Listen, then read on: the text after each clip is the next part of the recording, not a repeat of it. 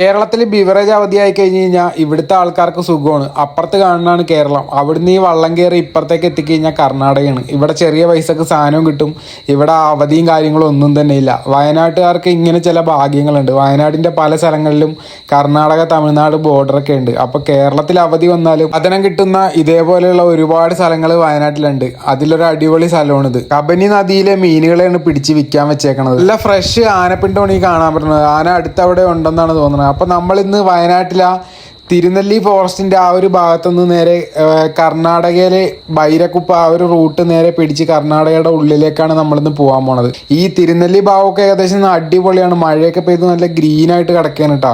ഈ ഒരു റൂട്ടിലൂടെ പോകാൻ നേരം ഒരുപാട് വന്യമൃഗങ്ങളെ കാണാൻ പറ്റും. ഇതുപോലെ ഒരുപാട് വന്യമൃഗങ്ങൾ നമ്മുടെ റോഡിന് കുറുകെ ചാടണ ഒരു കാഴ്ച കാണാൻ പറ്റും. അതുപോലെ തന്നെ ആനയും കടുവയൊക്കെ ഉള്ള ഒരു അടിപൊളി സ്ഥലമാണിത്.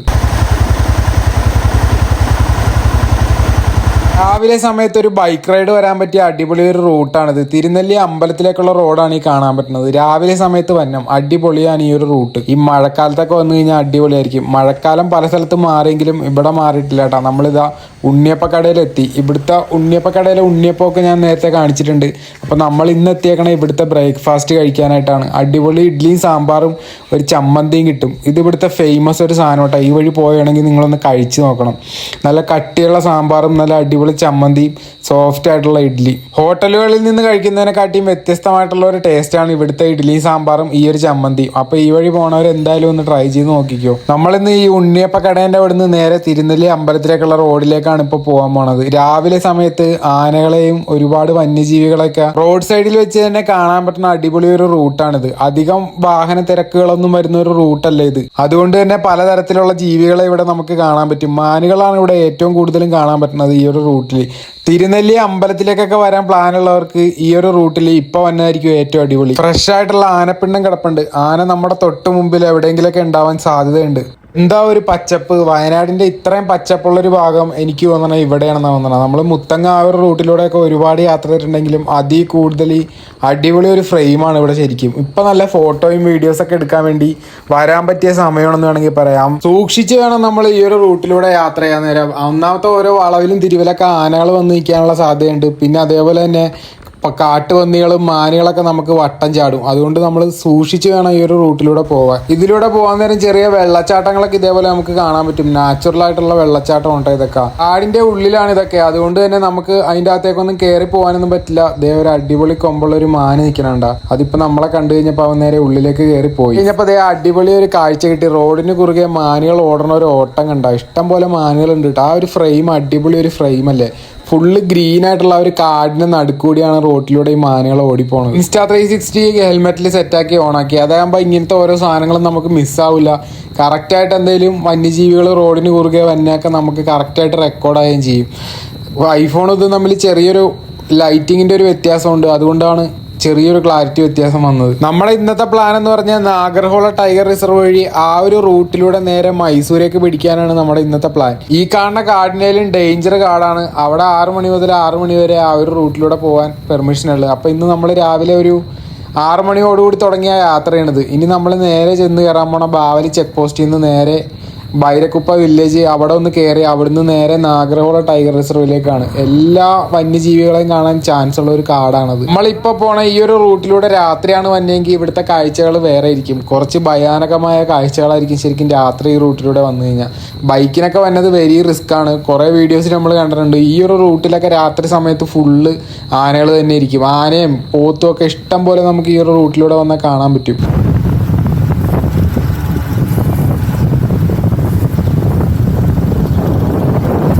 ഈ Insta360യുടെ ഏറ്റവും വലിയ പ്രോബ്ലമാണ് ഈ ക്യാമറയിൽ ഫോഗ് വന്നത്. കണ്ട ചെറുതായിട്ട് ഫോഗ് വന്ന് ഇപ്പോൾ തുടങ്ങിയിട്ടുണ്ട് ലെൻസിൽ.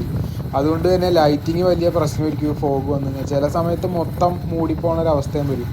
ഗോപ്രോ യൂസ് ചെയ്യണവർക്ക് അങ്ങനെ എന്തെങ്കിലും വിഷയമുള്ളവരുണ്ടെങ്കിൽ ഒന്ന് കമൻറ്റ് ചെയ്യണം കേട്ടോ. Insta360യുടെ മാത്രമാണ് ഈ പ്രോബ്ലം എന്നറിയില്ല. തണുപ്പുള്ള സ്ഥലങ്ങളിലൂടെ പോകുമ്പോഴാണ് ഏറ്റവും കൂടുതലും ഫോഗ് വരുന്നത്. അത് ക്യാമറേൻ്റെ ഉള്ളിലാണ് വരുന്നത്. അതാണ് പ്രശ്നം. അപ്പോൾ ഗോപ്രോ യൂസേഴ്സിന് ഇങ്ങനെ ഒരു സീൻ ഉണ്ടെങ്കിൽ ഒന്ന് കമൻറ്റ് ചെയ്യണം കേട്ടോ. അങ്ങനെ ഇതാ നമ്മൾ ബാവലി ചെക്ക് പോസ്റ്റ് എത്തി. ഇവിടുന്ന് നമ്മളിനി കർണാടക ചെക്ക് പോസ്റ്റിൻ്റെ ഉള്ളിലേക്കാണ് കയറാൻ പോണത്. രാവിലെ ഇതാ മൈസൂരിൽ നിന്ന് തന്നെ കാറുകളൊക്കെയാണ്. കർണാടകയിൽ നിന്ന് തന്നെ എല്ലാം നല്ല രീതിയിൽ ഇവിടെ ചെക്കിങ് ഉണ്ട് കേട്ടോ. ഇവിടെ നല്ല ചെക്കിങ് ഉള്ള ഒരു സ്ഥലം കൂടിയാണ്, കേരള കർണാടക ബോർഡർ ആയതുകൊണ്ട് തന്നെ. ഇതാണ് കർണാടകയുടെ ചെക്ക് പോസ്റ്റ്. ഇവിടുന്നാണ് നമ്മൾ ഇനി ഉള്ളിലേക്ക് കയറാൻ പോണത്. ഏറ്റവും കൂടുതലും കടുവകളെ ആനകളെയൊക്കെ കാണാൻ സാധ്യതയുള്ള ഒരു റൂട്ടാണ്. കയറുമ്പോൾ തന്നെ ഇതാ കടുവയുടെ ബോർഡൊക്കെ അവിടെ അവർ വെച്ചിട്ടുണ്ട് കേട്ടോ.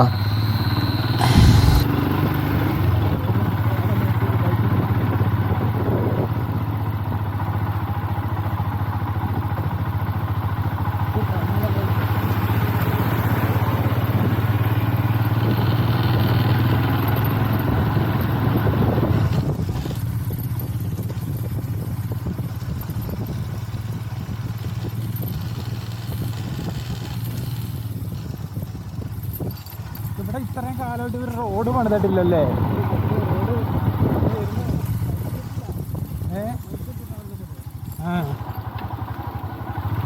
എവിടം വരെ ഇങ്ങനെ? മൈസൂർ വരെ?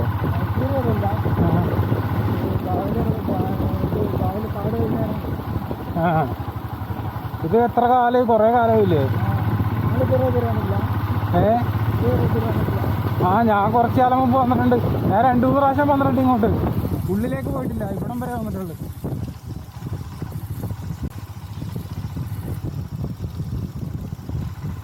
കുറേ കാലം ഇവിടുത്തെ റോഡുകളുടെ അവസ്ഥ ഇത് തന്നെയാണ്. വണ്ടി ഫുള്ള് ചെളിയാവും ഈ ഒരു റൂട്ടിലൂടെ വന്നു കഴിഞ്ഞാൽ. വണ്ടിയല്ല, നമ്മുടെ മേത്തും ചെളിയാവും. അങ്ങനത്തെ ഒരു ചെളി പിടിച്ച ഒരു റൂട്ടാണ് ഇപ്പോൾ ഇത്. റോഡ് മൊത്തം പൊളിച്ചിട്ട് ഇപ്പോൾ ഈ ഫോറസ്റ്റ് ഏരിയയിലൊക്കെ റോഡ് പണിയൊക്കെ ഭയങ്കര താമസമായിരിക്കും. അതുകൊണ്ടായിരിക്കും ചിലപ്പോൾ ഇത് റോഡ് പണി നടക്കാത്തതെന്ന് എനിക്ക് തോന്നുന്നത്. കർണാടകയുടെ ശരിക്കും ഒരു ഹള്ളിയാണിത്. അങ്ങനത്തെ ഒരു കാഴ്ചയാണ് ഈ ഒരു റൂട്ടിലൂടെ നമുക്ക് കുറേ കാണാൻ പറ്റുന്നത്.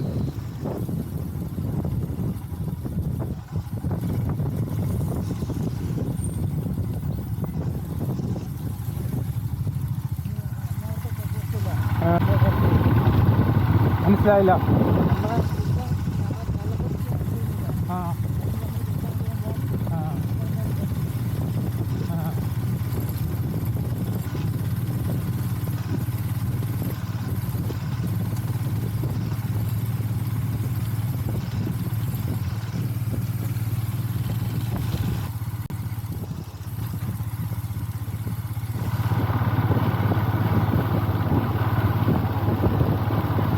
കേരളത്തിൽ നിന്ന് നമ്മൾ കർണാടകയിലേക്ക് കയറിയപ്പോൾ കാടൊക്കെ ഏകദേശം വരണ്ട് ഉണങ്ങി തുടങ്ങി. അവിടുത്തെ പച്ചപ്പൊന്നും ഇങ്ങോട്ടില്ല കേട്ടോ.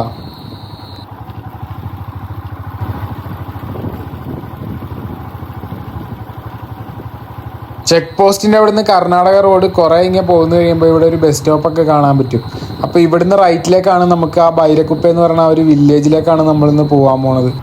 രാത്രി ആയി കഴിഞ്ഞ് കഴിഞ്ഞാൽ ശരിക്കും ലോക്കായി പോണ ആൾക്കാരാണ് ഇവിടെയുള്ള ആൾക്കാരൊക്കെ. ഇവിടുന്ന് ഒന്നും അനങ്ങാനോ പുറത്തിറങ്ങാനോ ഒന്നും പറ്റില്ല. ആനേനെ പേടിക്കണം, കടുവേനെ പേടിക്കണം, കരടീനെ പേടിക്കണം. ശരിക്കും രാത്രി ആയി കഴിഞ്ഞാൽ ഇവിടുത്തേക്ക് ജീവിതം വേറൊരു ജീവിതമാണ്. നമുക്കൊക്കെയാണെങ്കിൽ 1-2 ദിവസമേ മാക്സിമം പറ്റുള്ളൂ. ചുറ്റിനും കാടിന് നടുക്കുള്ള ഒരു ഗ്രാമമാണിത്. ഈ ഒരു ബൈരക്കുപ്പ എന്ന് പറയുന്ന ആ ഒരു വില്ലേജിലേക്ക് പോണ റോഡാണ്. ഇവിടെയൊക്കെ റോഡുകളൊക്കെ വളരെ മോശമാണ് കേട്ടോ. ഒരു സ്ഥലങ്ങളിലും നല്ല റോഡുകളുണ്ടെന്ന് പറയാൻ പറ്റില്ല.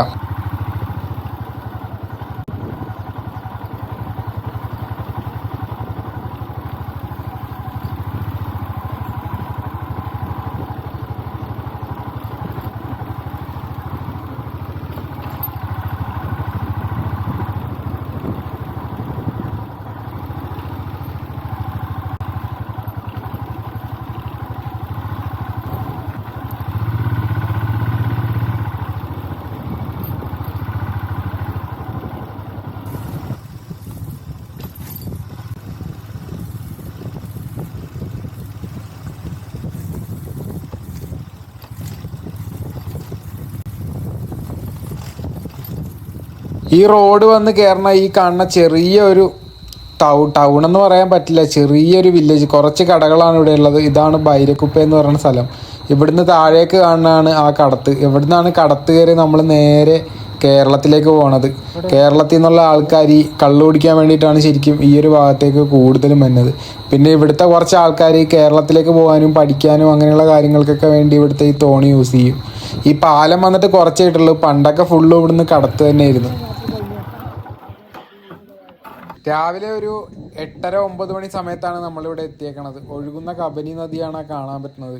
ഈ ഒരു വള്ളത്തിൽ കയറിയിരുന്ന 5 മിനിറ്റ് കൊണ്ട് നമുക്ക് കേരളത്തിലെത്താം. ഈ കാണുന്ന ആൾക്കാരൊക്കെ കേരളത്തിലേക്ക് പോകാൻ വേണ്ടി വരുന്ന ആൾക്കാരാണ്. ജോലിക്കും മറ്റാവശ്യങ്ങൾക്കൊക്കെ വേണ്ടിയായിട്ട് കേരളത്തിലേക്ക് ഇവിടുന്ന് പലരും ഈ വഞ്ചിയിലാണ് യാത്ര ചെയ്യണത്. പിന്നെ ഇവിടെ വന്നാൽ കുറേ ആൾക്കാരും കള്ളു കുടിക്കാൻ വേണ്ടി തന്നെയാണ്. ശരിക്കും ഇവിടെ കള്ളിന് വിലക്കുറവാണ്. അങ്ങനത്തെ ഒരു സ്ഥലം കൂടിയാണിത്. ശരിക്കും കള്ളുകുടിയന്മാരുടെ ഒരു സ്ഥലമാണ് ശരിക്കും ഈ ബൈരക്കുപ്പ എന്ന് പറയുന്ന ഈ ഒരു സ്ഥലം. ഈ വഞ്ചി ഇതാ കേരളത്തിലേക്ക് പോകാൻ പോയാണ്. അപ്പോൾ ഇതാ ഇറങ്ങി കൊടുക്കാൻ പോയാണ്. ഞാൻ എന്തായാലും കേരളത്തിലേക്ക് പോകണില്ല. കേരളത്തിൽ നിന്ന് റോട്ടിലൂടെയാണ് ഇങ്ങോട്ടേക്ക് വന്നത്.